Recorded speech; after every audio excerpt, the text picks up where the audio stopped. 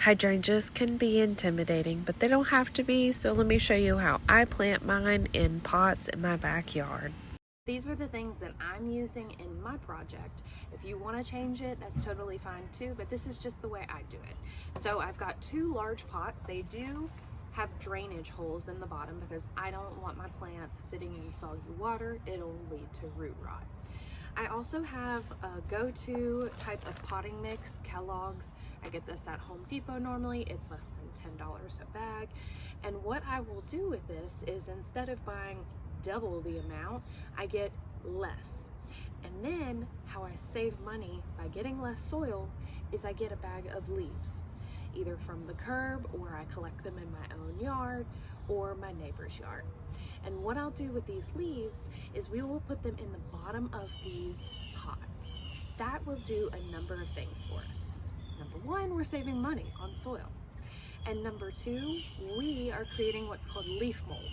We as gardeners call this leaf mold because it's actually a really healthy thing that we create, and it's kind of like a composting style. So like if you have a normal compost pile or you've heard about them, you know that leaves are one ingredient in that whole magic compost. So by adding them in the bottom of our pots, it's going to create a healthy environment for microorganisms to grow and to eat on, as well as our plants to grow healthy and big. Now all I'm gonna do is pour in some leaves.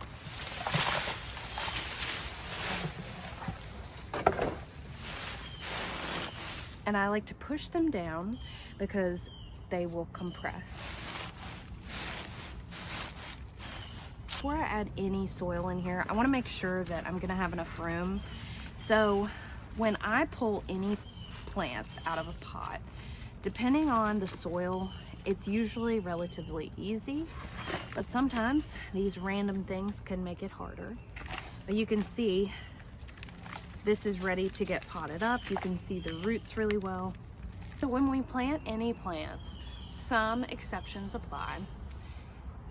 You definitely want to make sure that whatever you're putting in the soil, pretend like your hand is the top of the soil and this is the plant.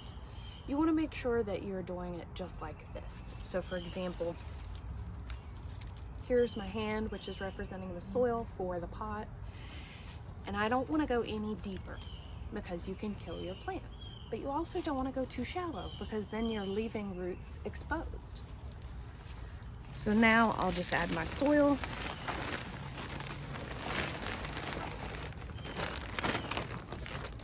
And before I get too full, I like to make a little hole for where my plant is going to go.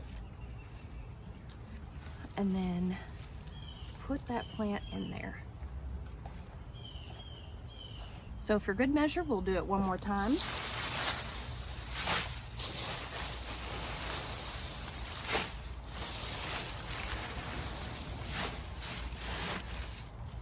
Sticks are also okay. I would recommend it in pots.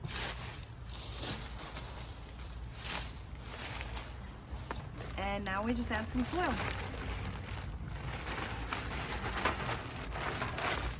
And then again, when you pull your plants out of pots, you can definitely squish the butts. That's what I've always said, and people giggle.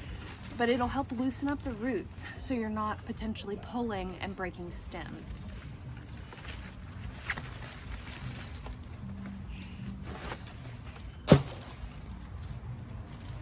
Now all I need to do is make sure that, again, my hand is soil. Monty Don taught me that. And I'm not going any deeper than where the soil is in the pot that it came from. So when it comes to flowers, and if you want to cut them off or not after you've planted them, it's really up to you and the situation you're in. These are personally looking a little sad, so I'm gonna go ahead and cut them. It's also gonna help give a lot of energy towards the root development, so they will continue to grow and they won't get as shocked by being transplanted.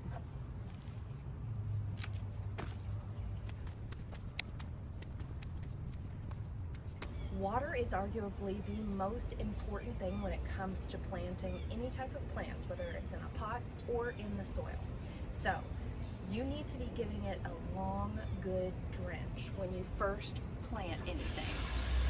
Now, long, good drench, I've got it on the shower setting, And I'm probably gonna stand here for a minute to 2 minutes and let it just drown the plant. Number one, because it is so hot out here and it is going to dry out extremely fast. And number two, I want all of those roots to start forming long roots. And by doing a deep, long water, you're going to achieve just that.